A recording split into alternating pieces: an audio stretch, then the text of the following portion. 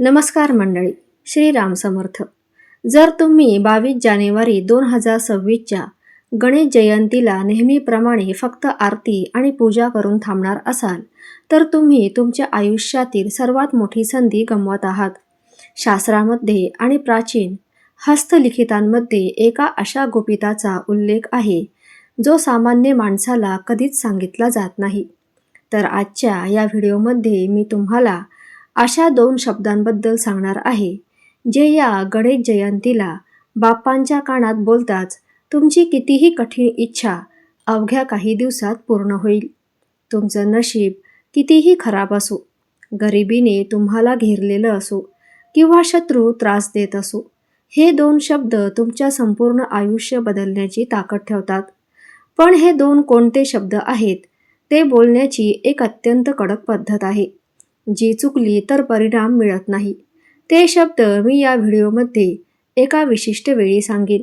त्यामुळे व्हिडिओ कुठेही स्किप न करता शेवटपर्यंत नक्की पहा आणि कमेंटमध्ये श्री गणेश नक्की लिहा. 2026ची ही गणेश जयंती अतिशय खास आहे, कारण या दिवशी गजकेसरी योग आणि रवी योग यांचा दुर्मिळ संगम होत आहे. असा योग छत्रपती शिवाजी महाराजांच्या काळात किंवा पेशव्यांच्या काळात जेव्हा आला होता, तेव्हा मोठ्या विजयाची प्राप्ती झाली होती आणि म्हणून या दिवशी केलेले उपाय हे इतर दिवसांच्या तुलनेने 1000 पट अधिक फळ देतात. भक्तांनो, तुम्ही गणपतीच्या मूर्तीकडे नीट पाहिलं आहे का? बाप्पाचे कान मोठे का आहेत?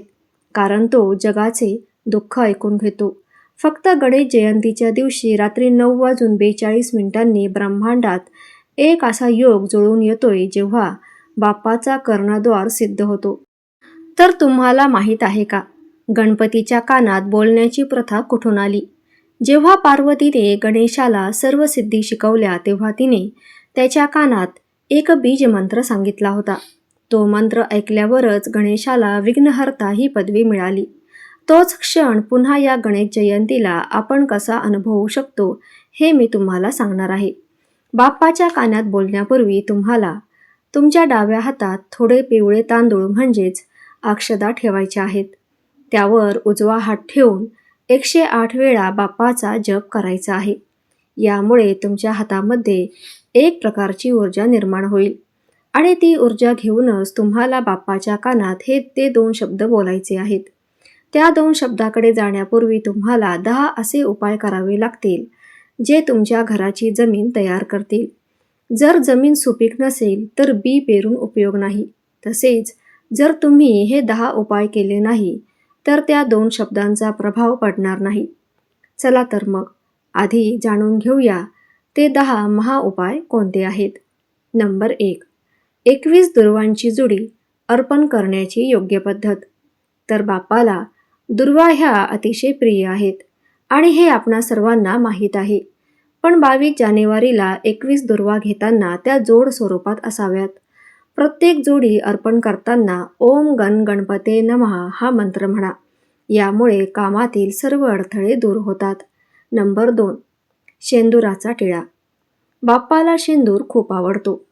या दिवशी बाप्पाच्या पायाखालचा थोडासा शेंदूर आपल्या अनामिका बोटाने काढून घ्यावा आणि आपल्या कपाळावर किंवा घराच्या मुख्य दरवाजावर लावा.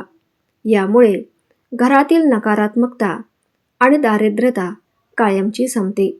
नंबर 3. गूळ आणि खोबऱ्याचा नैवेद्य.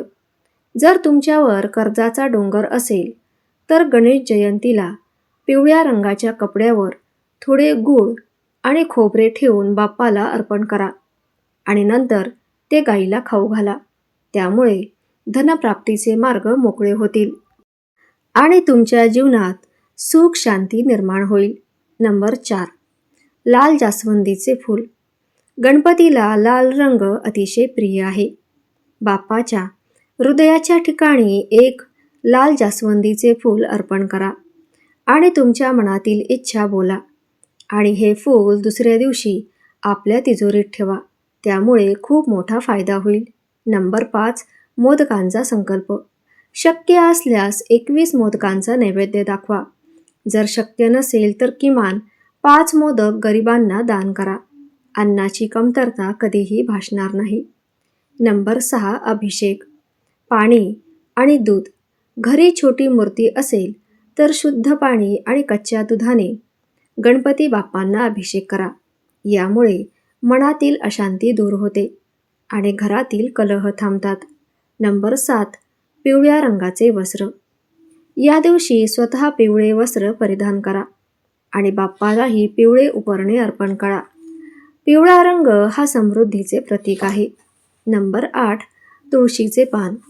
लक्षात ठेवा, गणपतीला तुळस अर्पण करत नाहीत, पण गणेश जयंतीला फक्त एकाच रूपात तुळस वापरता येते आणि ती म्हणजे बाप्पाच्या चरणी ठेवून ती नंतर आपल्या आंघोळीच्या पाण्यात टाकावी आणि त्यामुळे शरीरातील बरीचशी रोगराई दूर होते. नंबर 9 दक्षिणावर्ती शंख. पूजेच्या वेळी गणपतीसमोर दक्षिणावर्ती शंख ठेवा. त्यातील पाणी घरभर शिंपडा. यामुळे लक्ष्मी स्थिर राहते. नंबर 10 अथर्व शीर्ष पठण. या दिवशी 108 वेळा किंवा किमान 11 वेळा श्री गणेश अथर्व शीर्ष पठण करा. यामुळे तुमची बुद्धी कुशाग्र होते आणि निर्णय घेण्याची क्षमता वाढते. आता वेळ आली आहे त्या सर्वात मोठ्या रहस्याची. 22 जानेवारी 2026च्या रात्री किंवा संध्याकाळी जेव्हा चंद्रोदय होईल तेव्हा तुम्हाला बाप्पाच्या मूर्तीसमोर जायचे आहे. शांत बसा, डोळे मिटा. बाप्पाच्या उजव्या कानावर आपला हात ठेवा.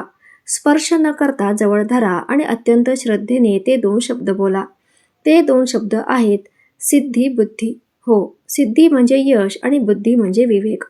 जेव्हा तुम्ही बाप्पाच्या कानात या 2 शब्दांचा उच्चार करता तेव्हा तुम्ही बाप्पाच्या दोन्ही शक्तींना आवाहन करता. हे शब्द बोलल्यानंतर आपली इच्छा सांगा. हे 2 शब्द बाप्पाच्या हृदयातून निघालेले आहेत, त्यामुळे ते थेट त्यांच्यापर्यंत पोहोचतात. आणि हे करताना कोणालाही सांगू नका. हे पूर्णपणे गुप्त ठेवा.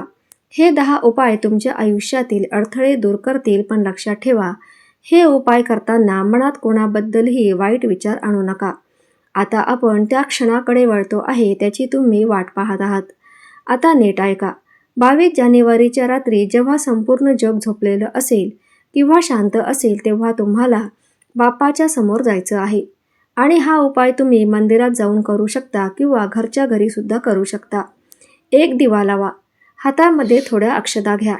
तुमच्या मनातील जी इच्छा आहे ती खूप दिवसांपासून अपूर्ण आहे ती मनात आठवा.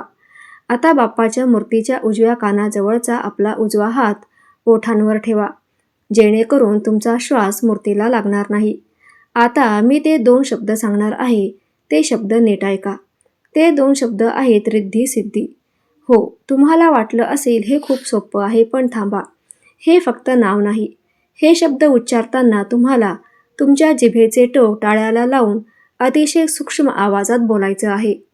रिद्धी म्हणजे समृद्धी आणि सिद्धी म्हणजे कार्यपूर्ती. जेव्हा तुम्ही हे 2 शब्द बाप्पाच्या कानात सांगतात तेव्हा तुम्ही बाप्पाला त्यांच्या शक्तींची आठवण करून देता आणि नियतीला तुमचं काम करावंच लागतं. हे शब्द बोलल्यावर तुमची इच्छा फक्त एकदाच बोला आणि मागे न बघता निघून या. भक्तांनो, हे गुपित आज मी तुमच्यासमोर उघड केलं आहे, कारण मला माहीत आहे की अनेक जण संकटात आहेत. आणि हा उपाय करून पहा. जर तुम्हाला हा महत्त्वपूर्ण व्हिडिओ मनापासून आवडला असेल तर एक लाईक नक्की करा आणि चॅनलवर नवीन असल्यास सबस्क्राईब अवश्य करा आणि कमेंटमध्ये जय श्री गणेश नक्की लिहा. जय हरी विठ्ठल.